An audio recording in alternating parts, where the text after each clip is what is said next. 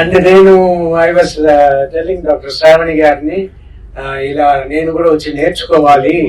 ఓ doctor గా ఎక్కడన్నా flight వెళ్ళేప్పుడు సడన్ గా ఏదైనా డాక్టర్ ఉన్నారా పేషెంట్ అంటారు, అప్పుడు వెళ్ళి అటెండ్ చేయడము చేయాలంటే ఐ షుడ్ నో ఎవ్రీథింగ్ అన్నట్టు ఎమర్జెన్సీ మెడిసిన్ మాత్రం ఫస్ట్ ఎయిడ్ థింగ్ నేర్చుకోవాలి అని నేను అడిగాను. అది మా హాస్పిటల్ 2 నేర్పిస్తానన్నారు. మేమే రాలేదు, వస్తాము.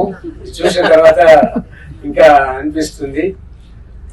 తర్వాత జీవిత గారు కూడా వస్తే బాగుంటది అని, లేకపోయినా కూడా వచ్చి ఉంటారు.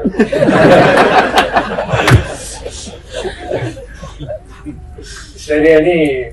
అండ్ నాకు బయట ఎలా అనుకుంటారో జీవిత రాజశేఖర్ అంటే రాజశేఖర్ భయపడి ఉంటారా అన్నట్టు అనుకుంటారా లేదా, అదంతా లేదు.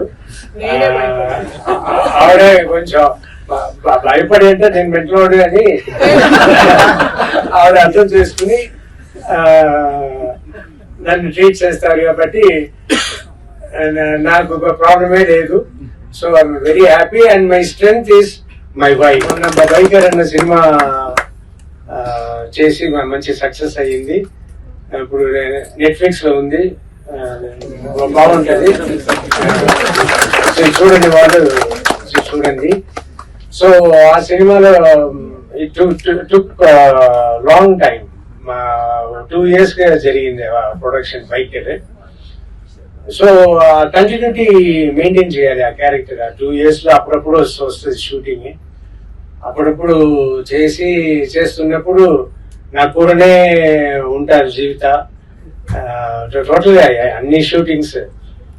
సో ఉండి పొద్దున్న నుంచి సాయంత్రం వరకు నేను యాక్ట్ చేస్తాను, వచ్చి కూర్చుంటాను, నాకు పని ఉంటుంది. ఆవిడ మానిటర్ దగ్గర కూర్చొని సరే నేను ఎలా చేశాను అని చూస్తూ ఉంటారు. నేను అప్పుడప్పుడు అడుగుతాను ఎలా చేశాను, ఓకేనా అంటే ఓకే అని ఇలా మాట్లాడుకుంటాము. సో షూటింగ్ రోజు వస్తారు. సో ఒకరి ఇచ్చి పుచ్చుకోవాలి, అదే జీవితం.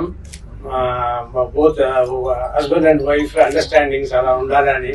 బట్ నేను లక్కీ, జీవిత నన్ను ఇంతవరకు ఆవు అని కూడా చెప్పింది లేదు, ఏంటండి ఏమండి అని కూడా అడిగింది లేదు. సో అది ఇద్దరు ఇప్పుడు మా బెస్ట్ కపుల్ అని పేరు వచ్చింది. ఆ పేరు రావడానికి కారణం మెయిన్ ఆవిడే.